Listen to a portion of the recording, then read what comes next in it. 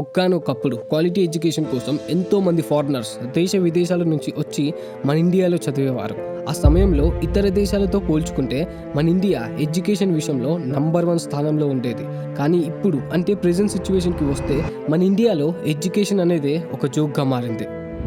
2018లో Apple company co-founder ఒక ఇంటర్వ్యూలో ఇలా అన్నాడు, ఇండియన్స్ కోసం అయితే సక్సెస్ అనేది స్కూల్స్లో కాలేజెస్లో మంచి మార్క్స్ తెచ్చుకోవడం, హార్డ్ వర్క్ చేయడం, MBA డిగ్రీ చేయడం అండ్ మంచి కంపెనీలో జాబ్ తెచ్చుకొని లైఫ్లో సెటిల్ అయిపోవడం. అయితే ఇక్కడ క్రియేటివిటీ ఎక్కడుంది? అండ్ ఆ ఇంటర్వ్యూలోనే ఇతను గూగుల్, ఫేస్బుక్ లేదా యాపిల్ లాంటి బిగ్ టెక్ కంపెనీస్ ఇండియాలో తయారవుతాయని అసలు నమ్మకం లేదు అని అన్నాడు. ఇండైరెక్ట్ గా ఇలాంటి యాప్స్ ను ఇండియన్స్ ఎప్పటికీ కనిపెట్టలేరు అని అన్నాడు.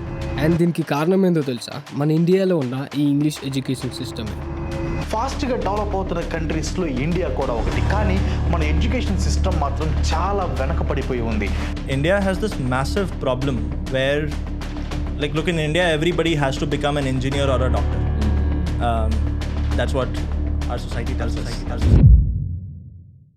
ఒక మిడిల్ క్లాస్ పేరెంట్ తను సంపాదించిన డబ్బులో ఎంతో కొంత తన పిల్లల ఎడ్యుకేషన్ కోసం ఖర్చు పెడతాడు. ఆ టైంలో వాళ్ళ మైండ్స్లో ఒక్కటే ఉంటుంది, వాళ్ళ పిల్లల్ని ఎలా అయినా ఒక మంచి స్కూల్లో చేర్పించాలి, ఆ తర్వాత ఒక పెద్ద కాలేజ్లో చదివించాలి.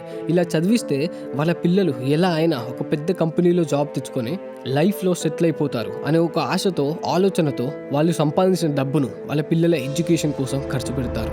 కానీ ఇండియన్ పేరెంట్స్ వారికి తెలియకుండానే వారి పిల్లలను ఒక ఇలాంటి సిస్టంలో వదిలేస్తున్నారు. ఆ సిస్టమ్ యొక్క మెయిన్ గోలే ఒకరి కింద పని చేయించడం, సుపీరియర్ చెప్పిందే ఫాలో చేయించడం, ఒక ఒబీడియంట్ వర్కర్ను తయారు చేయడం. చాలా మంది ఈ సిస్టమ్ యొక్క ట్రాప్లో ఎంతో గర్వంగా ఇరుక్కుంటున్నారు. అయితే ఈ ట్రాప్, ఈ సిస్టమ్ మరేదో కాదు, మన ఇండియన్ ఎడ్యుకేషన్ సిస్టమ్. ఫాస్ట్గా డెవలప్ అవుతున్న కంట్రీస్లో ఇండియా కూడా ఒకటి. కానీ మన ఎడ్యుకేషన్ సిస్టమ్ మాత్రం చాలా వెనకపడిపోయి ఉంది. One day mugging up the code to find out palindrome, because this was supposed to come in the exams. ఏమని ఎడ్యుకేషన్ సిస్టమ్ కానీ స్కూలింగ్ కానీ these are built to actually create workers. Mindless, obedient soldiers. That was expressly the purpose. So instead of understanding how to write code, he was just memorizing the code. Yeah. That's what's broken. You can't expect somebody to just memorize a mathematical question and then know mathematics. You see that also, you see so many kids memorizing mathematical problems. Exactly. Schools are created or schools are built to actually create workers. So factory labour తీసుకోండి. So factories అనగానే మనకి గుర్తొచ్చేది ఏంటి? జనరల్గా ఒక timings, ఒక bell ring అవ్వడం. Right. అదే బెల్ రింగ్ ఎక్కడి నుంచి వస్తుంది మనకి? స్కూల్స్లో. డెవలప్మెంట్తో సంబంధం లేకుండా మన ఎడ్యుకేషన్ సిస్టమ్ అదే రోత పద్ధతిని ఫాలో అవుతూ అటు స్టూడెంట్స్కి ఉపయోగపడక, ఇటు దేశానికి ఉపయోగపడక ఎటు కాకుండా పోతుంది.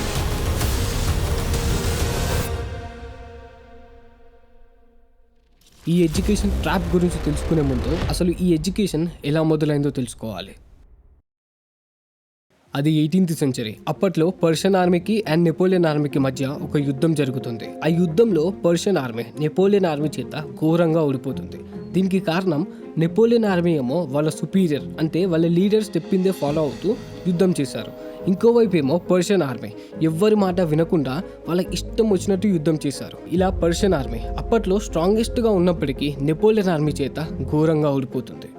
అయితే పర్షియన్ లీడర్స్ ఈ విషయం తెలుసుకొని రాబోయే కాలంలో వారికి ఎప్పుడూ ఇలా జరగకూడదని కొంతమంది పర్షియన్స్ కలిసి ఒక సిస్టమ్ను తయారు చేయడం మొదలు పెడతారు.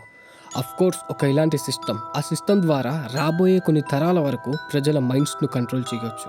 ఒక ఇలాంటి సిస్టమ్, ఆ సిస్టంలో పర్షియన్ లీడర్స్కు ఏ అవసరాలు అయితే ఉంటాయో ఆర్మీతో అవే పనులు చేయించుకునేవారు.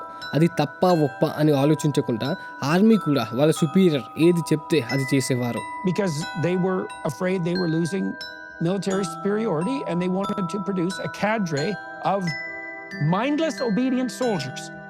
That was expressly the purpose. ఇలా ఆ సిస్టమ్ పర్షియన్ సామ్రాజ్యం అంతా వ్యాపించింది. అయితే ఆ సిస్టమ్ మరేదో కాదు, పర్షియన్ ఎడ్యుకేషన్ సిస్టమ్. 1810 నుంచి 1830 వరకు ఇండస్ట్రియలైజేషన్ పీక్ స్టేజ్లో ఉండేది. ఏ పనినైతే చేయడానికి మనుషులు 3 నుంచి 4 రోజుల సమయం తీసుకునేవారో ఆ పనిని మిషన్స్ కొద్ది గంటల్లోనే చేసేవి. కానీ ఇక్కడ ఒక ప్రాబ్లం ఉండే, అదేంటంటే ఫ్యాక్టరీస్లో వర్క్ చేసేందుకు మిషన్స్ అయితే ఉండేవి, కానీ ఆ మిషన్స్ను కంట్రోల్ చేయడానికే మనుషులు లేరు. సో ఈ గ్యాప్ని ఫిల్ చేయడానికి పర్షియన్ ఎడ్యుకేషన్ సిస్టమ్ చాలా ఉపయోగపడుతుంది. ఎలా అంటే చూడండి, అప్పటికే పర్షియన్ ఎడ్యుకేషన్ సిస్టమ్ పెద్దవాళ్ళ చేతుల్లోకి వెళ్తుంటాయి. ఇలా ఆ పెద్దవాళ్ళు పర్షియాలో 5 సంవత్సరాల నుంచి 12 సంవత్సరాల వయసులో ఉన్న పిల్లలకు ఈ ఎడ్యుకేషన్ అనేది కంపల్సరీ అని డిక్లేర్ చేశారు. ఆ సిస్టమ్ రాకముందు అక్కడ ఎంతో మంది చిన్న చిన్న పనులు, వ్యవసాయ పనులు, కొన్ని చిన్న చిన్న వ్యాపారాలు చేసుకుంటూ ఉండేవారు. కానీ ఆ సిస్టమ్ రావడం వల్ల వాళ్ళను, వాళ్ళ పిల్లలను ఎంతలా బ్రెయిన్ వాష్ చేశారంటే వాళ్ళ పిల్లలు ఆ ఎడ్యుకేషన్ సిస్టమ్ ద్వారా చదువు పూర్తి చేసుకొని ఫ్యాక్టరీస్లో పనిచేయడానికి వెళ్ళేవారు. ఎందుకంటే ఈ ఎడ్యుకేషన్ యొక్క మెయిన్ గోలే కొంతమంది ఫ్యాక్టరీ వర్కర్స్ను తయారు చేయడం. ఒకవేళ మీ మైండ్లో కూడా ఎడ్యుకేషన్ పూర్తయిన తర్వాత ఏ డాక్టరో, ఏ ఇంజనీరో లేదా ఏ సైంటిస్టో అవ్వాలి, అంతేగాని ఫ్యాక్టరీలో వర్కర్ అవ్వడం ఏంటి అని అనిపిస్తే ఇప్పుడు నేను చెప్పబోయే ప్రతి ఒక్క పాయింట్ మీ మైండ్లో ఉన్న ప్రశ్నలన్నిటికీ సమాధానం ఇస్తుంది. ఆ పర్షియన్ ఎడ్యుకేషన్ సిస్టమ్ మెల్లమెల్లగా ప్రపంచం అంతా వ్యాపించింది. ఇక మన ఇండియా విషయానికి వస్తే 16th సెంచరీ కాలంలోనే బ్రిటిషర్స్ వ్యాపారం అనే పేరుతో మన ఇండియాకు వచ్చి మన ఇండియన్స్ పైన పెద్దరికం చెలాయించడం మొదలుపెట్టారు. 1834లో మెకౌలే ఇండియాలో ఒక రిజల్యూషన్ పాస్ చేశాడు. ఆ రిజల్యూషన్ ద్వారా ఇతను ఇండియాలో ఇంగ్లీష్ లాంగ్వేజ్ ఎడ్యుకేషన్ని ప్రమోట్ చేశాడు. ఇతనికి సపోర్ట్గా విలియం బెంటిక్స్ ఇంగ్లీష్ లాంగ్వేజ్ని ఒక మీడియంగా చేసేసాడు. అంటే అప్పట్లో సాంస్క్రిట్ అండ్ అరబిక్ మీడియంసే ఉండేవి, కానీ ఇతను ఇంగ్లీష్ లాంగ్వేజ్ని ఒక మీడియంగా చేసిన తర్వాత మన దేశంలో ఎన్నో English medium schools and colleges మొదలయ్యాయి. అండ్ ఈ ఇంగ్లీష్ మీడియం ఎడ్యుకేషన్ సిస్టమ్ ఏదైతే ఉందో ఇది ఎంతో కొంత పర్షియన్ ఎడ్యుకేషన్ సిస్టమ్ నుంచే తీసుకున్నారు. పర్షియన్ ఎడ్యుకేషన్ సిస్టంలో సైన్స్, ఫిజిక్స్ అండ్ కెమిస్ట్రీ సబ్జెక్టులే ఉండేవి. ఇలా ఈ 3 సబ్జెక్టులే వాళ్ళ లోకమని నమ్మించి వాళ్ళ టైంని, వాళ్ళ ఎనర్జీని వృధా చేసి బట్టిఫై చదువు చదివించి వాళ్ళలో ఉన్న క్రియేటివిటీని చంపి వాళ్ళని ఒక అన్స్కిల్డ్గా చేసేవారు. చివరికి వారి దగ్గర ఒకే ఒక ఆప్షన్ ఉండేది, అదే ఫ్యాక్టరీస్లో వర్కర్గా పనిచేయడం. ఇలా పర్షియాలో ఉండే ప్రతి ఒక్కరూ ఎడ్యుకేషన్ పూర్తయిన తర్వాత ఫ్యాక్టరీస్లో పనిచేయడానికి వెళ్ళేవారు. బ్రిటిషర్స్ ఈ ఎడ్యుకేషన్ సిస్టమ్ని మన ఇండియాలో ఇంట్రడ్యూస్ చేశారు, కానీ లాంగ్వేజ్ని మాత్రం ఇంగ్లీష్ మీడియంగానే డిక్లేర్ చేశారు. ఇలా బ్రిటిషర్స్ ఇలాంటి ఎడ్యుకేషన్ సిస్టమ్ని ఇంట్రడ్యూస్ చేశారు. ఆ ఎడ్యుకేషన్ యొక్క లక్ష్యమే ఒక ఒబీడియంట్ వర్కర్ను తయారు చేయడం. ఇలాంటి వర్కర్ రోబోట్లా డెస్క్ పై కూర్చొని ఎటువంటి ప్రశ్నలు వేయకుండా తన బాస్ ఏది చెప్తే అది చేసేవాడిని ఒక ఒబీడియంట్ వర్కర్ అని అంటారు. కొద్ది కాలం గడిచిన తర్వాత బ్రిటిష్ ఆఫీసులలో క్లర్క్ నుంచి అడ్మినిస్ట్రేటర్ వరకు మన ఇండియన్సే పనిచేసేవారు. అండ్ బ్రిటిషర్స్ కు కావాల్సింది కూడా ఇదే, ఒక క్లాస్ ఆఫ్ ఎడ్యుకేటెడ్ ఇండియన్స్ ను వాళ్ళ కింద పని చేయించుకోవడం. ఇది అప్పుడెప్పుడో బ్రిటిష్ కాలంలో జరిగింది. ఇప్పుడు మన ఇండియాలో ఎడ్యుకేషన్ ఎంతో డెవలప్ అయింది, ఎన్నో మార్పులు వచ్చాయి అని మీకు అనిపిస్తే ఇప్పుడు నేను చెప్పబోయేది విన్న తర్వాత మీ మీద మీకే నవ్వొస్తుంది.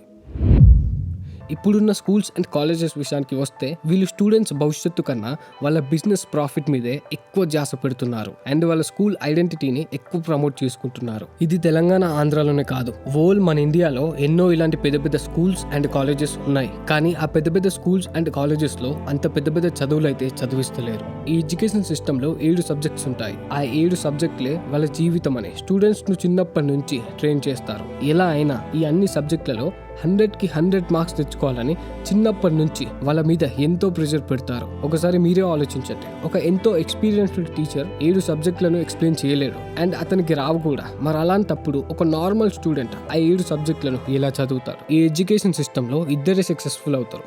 ఒకరేమో కాన్సెప్ట్ని అర్థం చేసుకుని ఎగ్జామ్ని రాసిన వారు, ఇంకొకరేమో బట్టిఫై చదువు చదివి ఎగ్జామ్లో 100కి 100 మార్క్స్ తెచ్చుకున్నవారు. అండ్ ఈ ఎడ్యుకేషన్ సిస్టంలో ఏవైతే చదివిస్తారో అవి మన రియల్ లైఫ్లో 80 to 90% అసలు పనికిరావు. ఎందుకంటే ఈ ఎడ్యుకేషన్ సిస్టంలో నాలెడ్జ్ కోసం కాకుండా ఆల్మోస్ట్ అందరూ మార్క్స్ కోసమే చదువుతారు. మంచి మార్క్స్ తెచ్చుకోవాలి, స్కూల్లో, కాలేజ్లో టాపర్ అవ్వాలి, ఆ తర్వాత మంచి జాబ్ తెచ్చుకొని లైఫ్లో సెటిల్ అయిపోవాలి. అండ్ మన ఇండియన్ ఎడ్యుకేషన్ సిస్టమ్ మనకు నేర్పించేది ఇదే. ఇలా ఈ ఎడ్యుకేషన్ సిస్టమ్ ఇలాంటి మైండ్స్ను కంట్రోల్ చేస్తుంది. ఆ మైండ్స్కి కరెక్ట్ ఇన్ఫర్మేషన్ని అందిస్తే, అవసరమైన స్కిల్స్ను నేర్పిస్తే ఫ్యూచర్లో అవే మైండ్స్ ఎన్నో ఇన్నోవేటింగ్ థింగ్స్ చేయగలుగుతాయి. కానీ మన బ్యాడ్ లక్ ఏంటంటే most of the Indian parents వాళ్ళ పిల్లల టాలెంట్ ఏంటో, వారి అవసరాలు ఏంటో తెలుసుకోకుండా ఎంతో ప్రౌడ్గా వాళ్ళ పిల్లలను ఈ సిస్టమ్ యొక్క ట్రాప్లో ఇరికిస్తున్నారు.